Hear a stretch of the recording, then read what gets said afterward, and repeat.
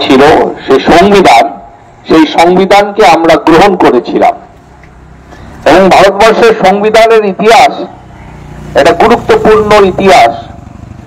1934 সালে comrade MN. রায় প্রস্তাব করেছিলেন যে স্বাধীন ভারত যখন আমরা অর্জন করব, তখন ইংরেজরা এখান থেকে ছেড়ে চলে যাবে, তখন তারা ক্ষমতা তাদের নিজস্ব পেটুয়া লোকের হাতে হস্তান্তর করবে না। একটা নির্বাচন হবে এবং সেই নির্বাচন মণ্ডলীকে ক্ষমতা হস্তান্তর করতে হবে। 1934 সালে উনি প্রস্তাব করেছিলেন।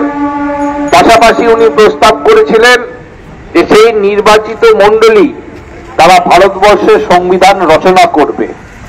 এবং 1934 সালে এই প্রস্তাব রাখার পরে কমরেড এম.এন. রায়ের প্রস্তাবকে জাতীয় কংগ্রেস, আমাদের নেতাজি সুভাষচন্দ্র বোস যখন উনি হচ্ছেন অধ্যক্ষ হন নির্বাচিত 1936 সালে, সেই প্রস্তাবকে গ্রহণ করে এবং তার ভিত্তিতে আপনারা জানেন স্বাধীনতার পূর্বে নির্বাচন হয়। সেই নির্বাচনের মধ্যে থেকে আমাদের কনস্টিটিউয়েন্ট অ্যাসেম্বলি গঠিত হয়, তাদের হাতে ক্ষমতা হস্তান্তর হয় 15ই আগস্ট 1947 সাল এবং সংবিধান রচনা করার কাজ এরা সম্পূর্ণ করে 24শে জানুয়ারি 1950 সালে।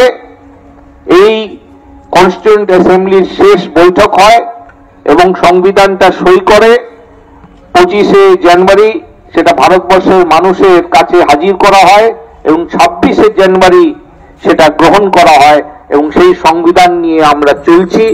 এটা হলো প্রজাতন্ত্র দিবসের গুরুত্ব। ভারতবর্ষ প্রত্যেকটা নাগরিক, দেশ বলে কথা যেটা আমরা উচ্চারণ করি, একজন নাগরিক এবং তার দেশের মধ্যে যে সম্পর্কটা হবে সেই সম্পর্কের ভিত্তি হলো আমাদের সংবিধান। ধর্ম জাতি নির্বিশেষে, লিঙ্গের নির্বিশেষে, বয়সের নির্বিশেষে প্রত্যেকটা ভারতীয় নাগরিক সমতুল্যভাবে হচ্ছে দেশের প্রাঙ্গণে তার হচ্ছে গ্রহণ করার যে যোগ্যতা আছে সে রাখবে। সেই সংবিধান আজকে আমরা গ্রহণ করেছিলাম অনেকদিন আগে, আবার আজকে এই দিবসের মধ্যে থেকে প্রত্যেকটা নাগরিকের অধিকার যেটা আমাদের সংবিধানের মধ্যে সুস্পষ্টভাবে রচিত আছে তার প্রতি আমাদের আস্থা রেখে আমাদের এই দিবসটাকে পালন করা উচিত।